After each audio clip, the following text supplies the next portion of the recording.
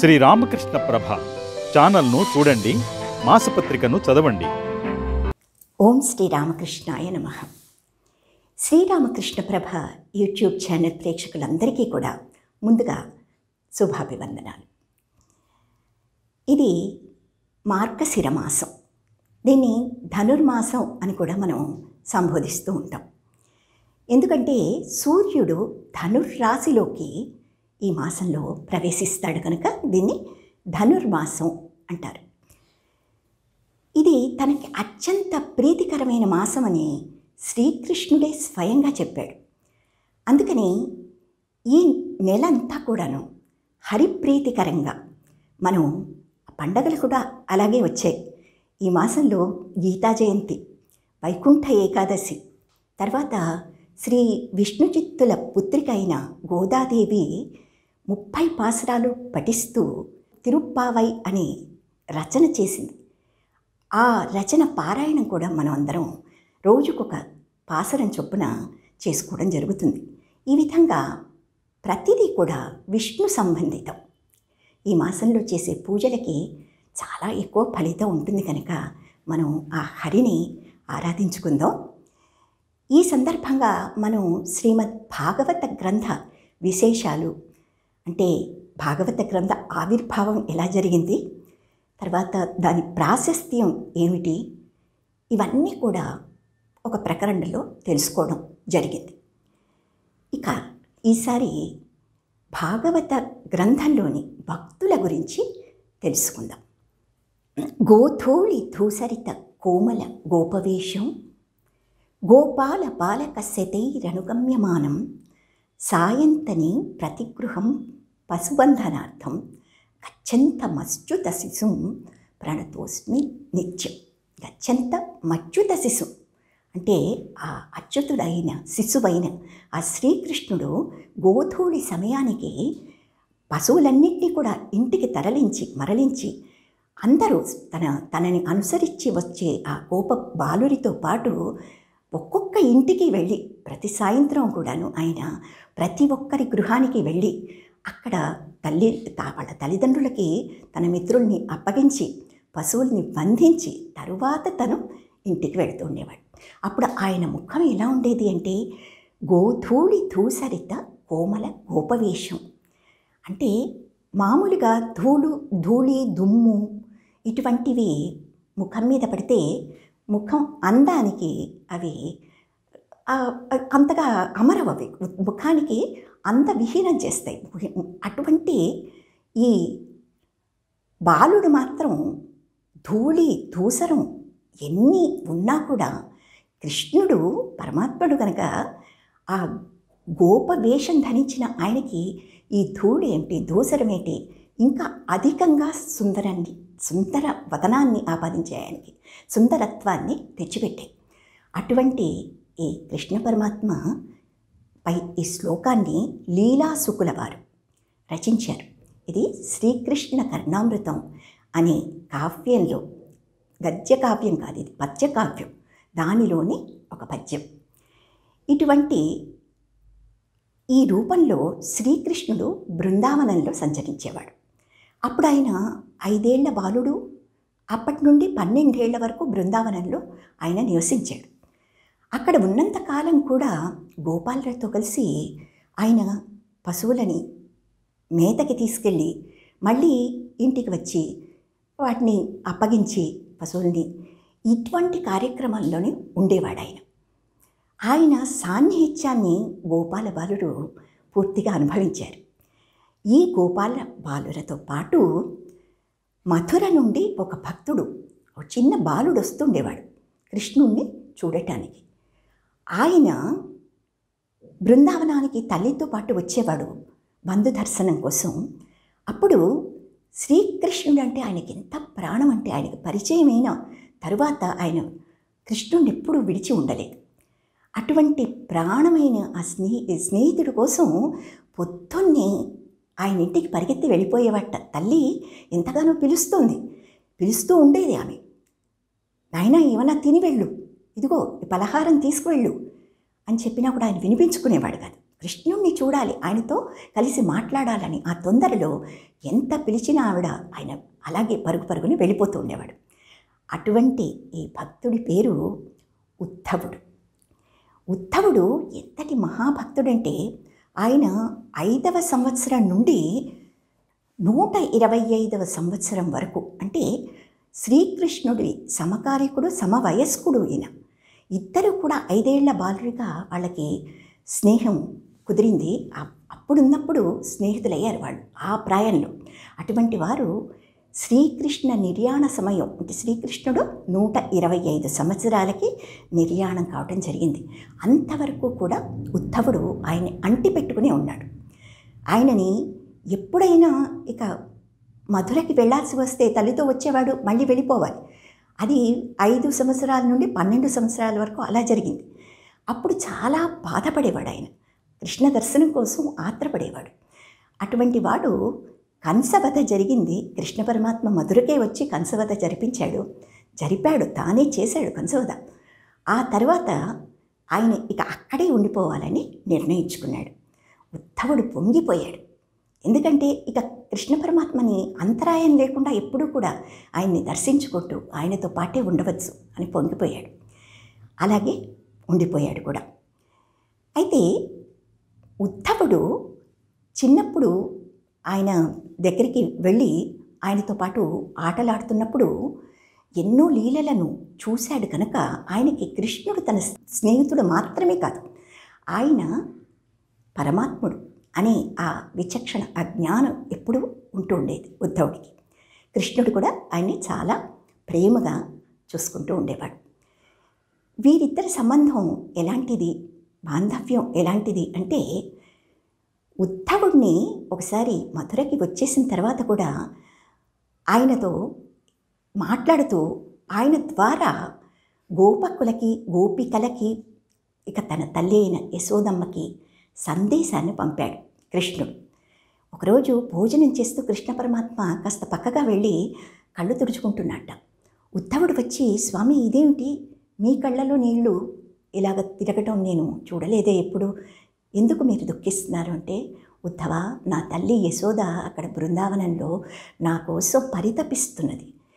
రోజు ఆమె పెట్టే వెన్నె ముద్దలు వేసి ఆమె పెట్టే గోరు ముద్దలు తిని నాకు ఈ విందు భోజనాలు కూడా నాకు సహించటం లేదు. పాపం అక్కడ ఆమె ఏమీ తినకుండా నా కోసం బెంగ పెట్టుకుంది. అలాగే గోప భామలు కూడా విరహంతో బాధపడుతున్నారు. వారు నేనున్నంత వరకు రాసక్రీడలో, ఆ రాసమండలంలో నేను ఎప్పుడు వేడు ఊదితే అప్పుడు వచ్చేసేవారు. ఇప్పుడు అలా కాదు, వారికి నేను లేని బాధ, విరహ బాధ బాగా తెలుస్తుంది. కానీ తప్పదు. ఉద్ధవ, నీవు బృందావనానికి వెళ్ళి వీరిని కలిసి గోపభామలకి నా సందేశంగా వినిపించు. ఏమని అంటే, కృష్ణుడు ఇంతవరకు మీతో సన్నిహితంగా ఉంటూ మీకు తన సాహచర్యాన్ని ప్రసాదించాడు. కానీ ఇకపై మీరు దూరంగా ఉన్నా కూడా ఆయన్ని మీ మనసుల్లో నిలుపుకొని, అంటే ఎటువంటి భక్తి చేయాలి అంటే, ఎటువంటి సాధనలు మీరు చేయాలంటే, ఆయనని మీరు హృదయంలోనే దర్శించుకొని ఆ అంతరంగంలోని రాసమండలాన్ని వీక్షిస్తూ అక్కడి దృశ్యాలన్నీ గుర్తు తెచ్చుకుంటూ ఆ భక్తి పారవస్యంలో మునిగిపోవాలి అని ఆయన సందేశం ఇలాగ ఇచ్చిరామని ఉద్ధవుణ్ణి పంపించాట. ఆయన వెళ్ళి బృందావనంలో ఇదే సందేశాన్ని వినిపించాడు. వారు స్వాంతన చెందారు. కానీ ఉద్ధవుడికి చాలా ఆశ్చర్యం వేసింది. ఏమిటంటే, ఆయన గోపికల భక్తి ఎంతటిదో అప్పుడు అర్థం చేసుకున్నాడు. వారికి ఒక్క క్షణం కృష్ణుడు కనిపించకపోయినా ఎంత బాధపడేవారంటే, వాళ్ళు తమను తామే నిందించుకుంటూ ఉండేవాట. ఈ కనురెప్పలు ఎందుకు మాకు భగవంతుడు ప్రసాదించాడు, కృష్ణుణ్ణి మేము తనివి తీరా ఆ రెప్పవాల్చకుండా చూడలేకపోతున్నాం. ఇటువంటి భక్తి మాటలు వారు పలుకగా విన్న ఉద్ధవుడు ఎంతో పరవశించి కృష్ణ పరమాత్మకి అదే విషయం చెప్పాడు. ఇక ఉద్ధవుణ్ణి తన మంత్రిగా కూడా నియమించుకున్నాడు కృష్ణ పరమాత్మ. మంత్రిగా ఆయన ఇచ్చిన సలహాలను గౌరవించేవాడు.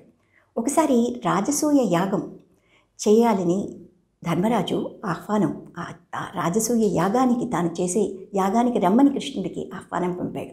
అలాగే జరాసంధుడు మధురని ఆక్రమించుకోవాలని దండెత్తి వస్తున్నట్టు కూడా వర్తమానం వచ్చింది కృష్ణుడికి. ఈ రెండిట్లో ఏది ముందు మనం ఆ కార్యం తీసుకుందాం అని ఉద్ధవుడిని అడిగినప్పుడు ఆయన వెంటనే, కృష్ణ, మనం ధర్మరాజు చేస్తున్న ఆ రాజసూయ యాగానికి వెళితే అక్కడ ఆయన ఎలాగో మిగతా సామంత రాజులని జయించి కప్పం వసూలు చేసుకుంటాడు వాళ్ళ దగ్గర. ఆ సమయంలో జరాసంధ వధ కూడా జరిపించవచ్చు కదా అని ఆయన సలహా ఇస్తే ఆయనకి ఎంతో నచ్చింది కృష్ణ పరమాత్మకి. అలాగే ఆచరించాడు కూడా. ఇటువంటి ఉద్ధవుడికి ఎటువంటి స్థానం ఇచ్చాడంటే పరమాత్ముడు, ఆయన స్వయంగా ఉద్ధవుడితోనే అన్నాడు. ఏమని అన్నాడు అంటే, ఉద్ధవ, నేను బ్రహ్మర్షులలో భృగు మహర్షి, దేవర్షులలో నారదుణ్ణి, కపిలుణ్ణి సిద్ధులలో, వీరులలో అర్జునుణ్ణి, పండితులలో శుక్రాచార్యుణ్ణి, పురోహితులలో వశిష్ఠుడిని, తరువాత కింపురుషులలో హనుమంతుడిని, భగవద్భక్తులలో నేనెవరో తెలుసా, నేను ఉద్ధవుడిని అని ఆయన నొక్కి చెప్పారు కృష్ణ పరమాత్మ. దాంతో ఉద్ధవుడు మైమరిచిపోయాడు. అంటే పరమాత్మ ఆయన అంత భక్తుడిగా గుర్తించాడు. తన నిర్యాణ సమయంలో కూడా ఆయన ఉద్ధవుడికి మంచి ఆదేశాలు జారీ చేశాడు. ఉద్ధవుడు పరమాత్మతో పాటు తాను వెళ్ళిపోవాలని ఎంతో పాపం ప్రయత్నించాడు. పరమాత్మను అడిగి చూశాడు, నన్ను నీతో పాటు తీసుకువెళ్ళిపో స్వామి, నేను ఎలా నీవు లేకుండా జీవించేది అంటే ఆయన, అలా కాదు ఉద్ధవ, నీకు ఒక కార్యక్రమం ఇస్తున్నాను. నీవు బదరికాశ్రమానికి వెళ్ళి అక్కడ అర్హులైన వాళ్ళందరికీ కూడా జ్ఞానబోధ చేసి వాళ్ళని జ్ఞానవంతుల్ని చేసే కార్యక్రమాన్ని నీకు ఇస్తున్నాను. అది పూర్తి చేసిన తర్వాత, అంటే ఈ కల్పాంత సమయం వరకు ఉండి ఆ తర్వాత నీవు నన్ను చేరుకుంటావు అని ఉద్ధవుడిని ఇక్కడే ఆపేశాడు పరమాత్మ మన కోసం.